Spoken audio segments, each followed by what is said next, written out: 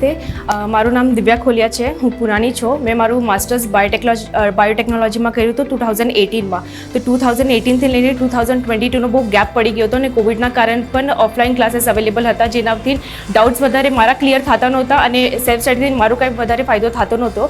એટલે મેં IFSAના ઓફલાઈન બેચને મેં એનરોલ કર્યું, જેના કારણે મને બહુ પર્સનલી ફાયદો થયો છે. એક તો ક્લાસરૂમમાં બધા સ્ટુડન્ટ્સ એકસાથે હોવાના કારણે જે એન્વાયરમેન્ટ છે એકદમ પોઝિટિવ એન્વાયરમેન્ટ થઈ જાય છે, એકદમ સ્ટુડિયસ એન્વાયરમેન્ટ થઈ જાય છે અને મારા ડાઉટ જેટલા પણ મારા ક્લિયર હતા એનું રિવિઝન થાય છે. જેટલા ડાઉટ્સ ક્લિયર નહોતા એ ડાઉટ્સ મારા એકદમ ક્લિયર કન્સેપ્ટ્સ મારા ક્લિયર થઈ જાય છે.